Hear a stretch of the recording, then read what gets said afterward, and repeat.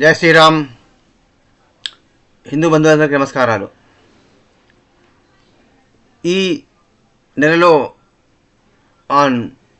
చివరి వారంలో on 25th of December the world's largest religion పండుగ జరుపుకోబోతున్నది. ఫస్ట్ ఆఫ్ ఆల్ అందరికీ శుభాభినందనలు. ప్రపంచవ్యాప్తంగా ప్రజలందరూ కేవలం ఒక వర్గమే కాదు, ఒక మతం ఒక వర్గము కాదు, ప్రపంచంలో అందరూ సర్వే జైనా సుఖినో భవంతు, అందరూ బాగుండాలి, అందరూ సంతోషంగా ఉండాలి, అందరూ ప్రశాంతంగా జీవించాలి. అంతేకాదు మొత్తం సమస్త జీవరాశి ప్రకృతి కూడా ప్రశాంతంగా ఉండాలని కోరుకునేదే మన భారతీయ సంస్కృతి. అయితే having said that, I just made some few observations. అది దానికి నేపథ్యం ఏంటిదంటే, నేను స్టడీ చేసిన తర్వాత వాట్ ఐ ఫౌండ్, అత్యంత ప్రాచీనమైనటువంటిది ఈ భూమి మీద లక్షల సంవత్సరాల కింద నుంచి ఏర్పడినటువంటి సంస్కృతి. దీనికి కాలమే లేదు, దీనికి పుట్టుకనే ఎప్పుడో తెలియదు. ఈ ప్రపంచం పుట్టినప్పుడే ఈ ప్రకృతితో పాటు వచ్చినటువంటిదే సనాతన సంస్కృతి ధర్మము. కాబట్టి దీని ఏజ్ ఏంటంటే భూమి యొక్క ఏజ్ ఎంతనో ఈ సనాతన ధర్మం ఏజ్ కూడా అంతే, సేమ్. ఈ మొదలు వచ్చినటువంటి కాదు, దీనికి దీనికి మొదటి స్టార్టింగ్ పాయింట్ అనేది ఏమీ లేదు. దీన్ని ఒకరు స్థాపించినటువంటి మతం కాదు ఇది. అయితే కొన్ని అబ్జర్వేషన్స్ వాట్ ఐ ఫౌండ్, నేను గమనించినవి ఏంటంటే, నోటీస్ చేసింది, కోట్ల మంది భారతదేశం లోపల ఆ యొక్క ఎడారి మతంలోకి మారిపోతున్నారు. తాతల కాలం నుంచి, బ్రిటిష్ కంటే ముందుకు నుంచి కూడా కొన్ని శతాబ్దాలుగా ఆ మతంలో జీవిస్తున్నారు. వాళ్ళ మతాన్ని అంతేకాకుండా వాళ్ళ మత వ్యాప్తం చేసుకుంటూ ఇంకా ఈరోజు కూడా దేశవ్యాప్తంగా అనేక మందిని ఆ మతంలోకి మారుస్తున్నారు. అంత గొప్ప ఆకర్షించే విషయం ఏంటిది, ఆ మతంలోకి పోవడానికి కారణం ఏంటిది అని నేను అబ్జర్వ్ చేసిన తర్వాత తెలిసిన విషయాలు చాలా షాకింగ్గా ఉన్నాయన్నమాట. అవి అత్యంత షాక్ గురి చేసేటటువంటి విషయాలు ఉన్నాయి అవి. First of all, before I get in to few points, ఇది కేవలం పెద్దలు మాత్రమే చూడాల్సినటువంటి వీడియో అండి.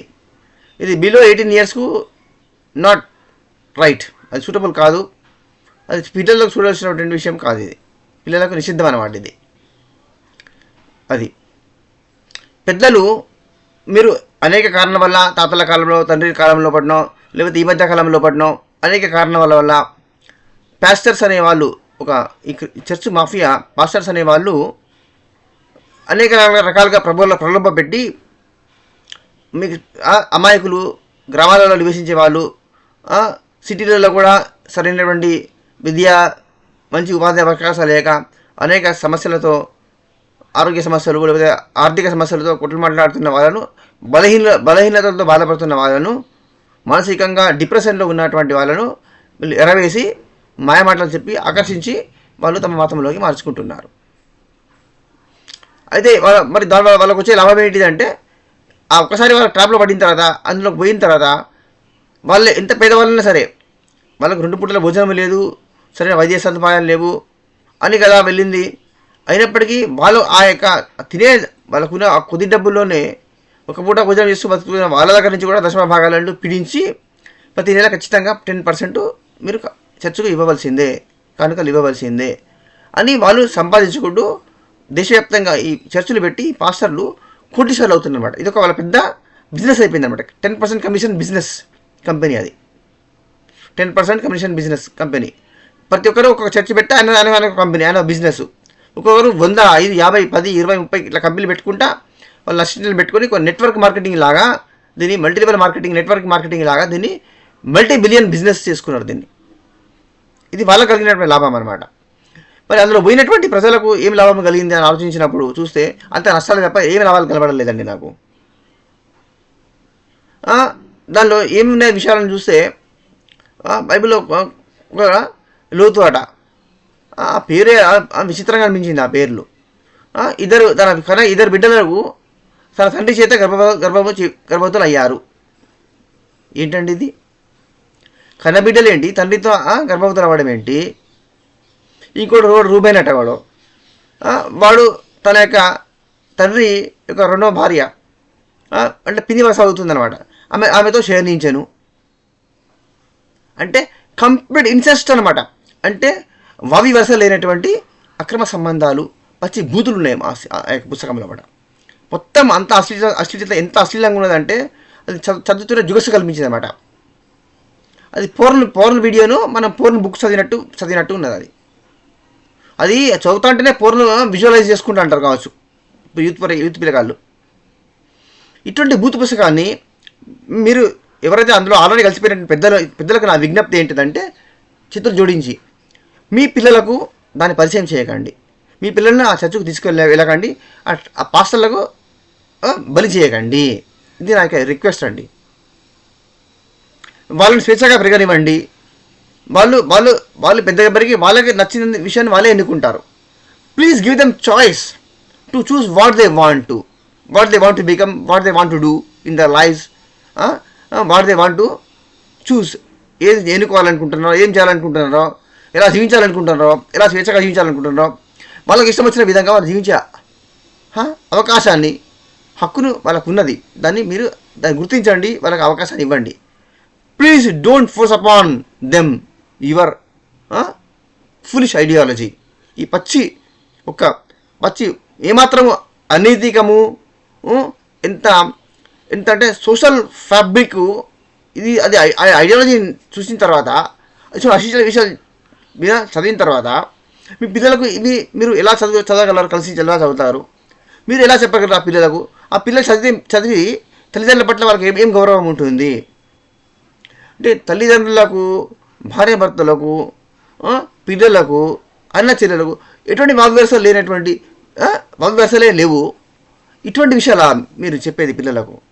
ఇన్సెస్ట్, వాగ్వ్యవస్థ లేని అక్రమ సంబంధాలను, ఫిజికల్ రిలేషన్షిప్స్ను, సెక్సువల్ రిలేషన్షిప్స్ను ఇన్సెస్ట్ అంటారు ఇంగ్లీష్లో. చాలామంది మీకు తెలుసు. ఇదే అందులో ఉండాల్సింది.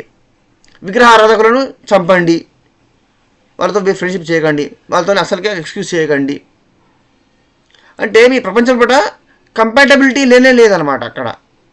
అంటే ప్రపంచంలో అందరితో కలిసి జీవించాలి, అందరితో మనము మంచిగా బతుకుదాము, నైతికంగా, న్యాయంగా, దయతో, సహనముతో, ఓపికతో, శాంతితో, ప్రశాంతతతో కలిసిమెలిసి బతుకుదాం అనే కాన్సెప్ట్సే లేవు అందులో. అంటే ఇప్పుడు నేను I would like to ask you few fundamental questions. ఇక్కడ ఈ ఒక్క విషయం తీసుకుందాం చాలు. దానికి ఎన్నో అవసరం లేదండి.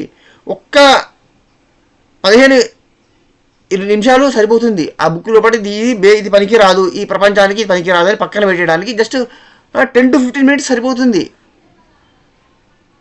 నేను 10 to 15 minutes ఎందుకంటున్నానంటే, ఇంకా మధ్యలో చివరిలో ఏమైనా మంచి మంచి విషయాలు ఏమైనా ఉన్నాయో చూద్దామని 15 నిమిషాలు అన్నది చెప్పినా తప్ప, ఫస్ట్ ఈ 2 పేజీలు చూసేది ఉంటే చాలుగా అది పక్కన పడేదానికి. ఇది ప్రపంచానికి పనికి రాదు అని చెప్పడానికి. అది పవిత్ర గ్రంథమా, దైవ గ్రంథమా? అది అనేవాళ్ళు మోసం చేసి డబ్బుల కోసం అంటున్నారు.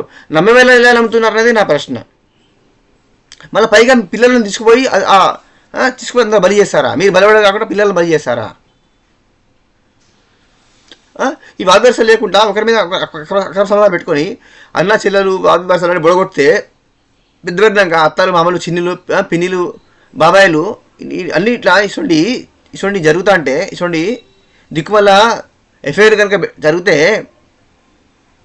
అవి కొట్టాటకు దారితీస్తాయా? పగలు పెరుగుతాయా? చంపుకుంటారా? హత్యలు చేసుకుంటారా? ప్రతీకారాలు తీసుకుంటారా? నా భార్య వాడు తగులుకున్నాడు, వాడిని వీంతో తగులుకున్నాడు, ఇవన్నీ అన్ని ప్రతీకారాలు, దాడులు, హత్యలు చేసుకుంటారా లేదా? అది హింసలు దారి తీస్తుందా లేదా? ప్రతీకారం దారి తీస్తుందా లేదా? దీనివల్ల కుటుంబ వ్యవస్థ నాశనం అయిపోతుందా లేదా? అంటే అది ఒక మనిషికి నైతికంగా, ఒక వ్యక్తి మనిషిగా జీవించడానికి పనికి రాదు. కుటుంబ వ్యవస్థ కంప్లీట్గా నాశనం చేస్తుంది. అది it will totally destroy the family structure. కుటుంబ వ్యవస్థని నాశనం చేసేటువంటి విషయాలు ఉన్నాయి అందులో. ఒక వ్యక్తి తను పౌరుడిగా ఫెయిల్ అవుతాడు, అది ఫాలో అవ్వడం అయితే కుటుంబము నాశనం అవుతుంది. కుటుంబమే నాశనం చేసుకునేవాడు సమాజంలో తోటి మనుషులతో కలిసి మంచిగా బతకలేడు. ఎందుకు? సమాజంలో అందరితో కలిసి మెలిసి జీవించడానికి కావాల్సినటువంటి నైతికమైన విషయాలు, మోరల్ వాల్యూస్, ఎథిక్స్ ఆ బుక్లో లేవు.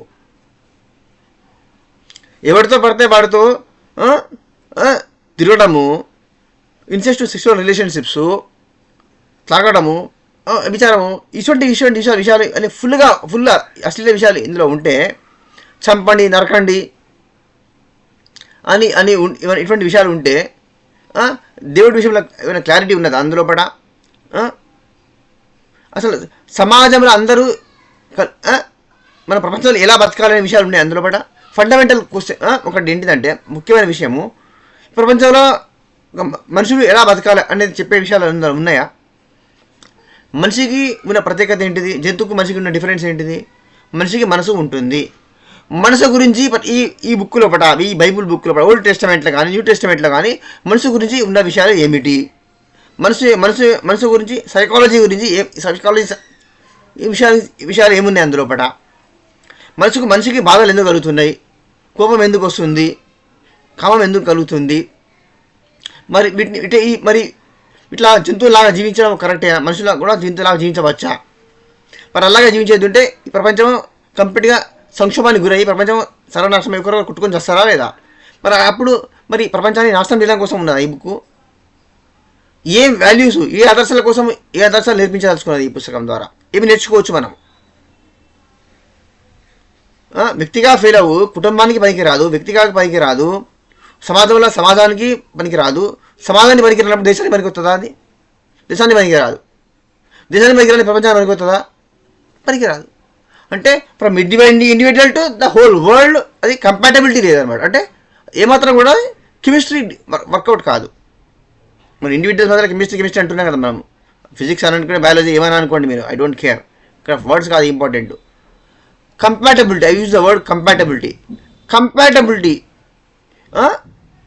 కోరిలేషన్షిప్ అనుకుందాం. లేకపోతే ఒక వ్యక్తి తన కుటుంబంలోని వ్యక్తులతోని కానీ, సమాజంలోని మిత్రులతోని కానీ, బంధువులతోని కానీ, సమాజంలో తోటి మనుషులతోని కానీ, ఈ ప్రపంచంలో దేశం పట్ల విధేయుడిగా కానీ, ప్రపంచ పౌరుడిగా ఒక ఆదర్శమైన వ్యక్తిగా నిలబడగలడా?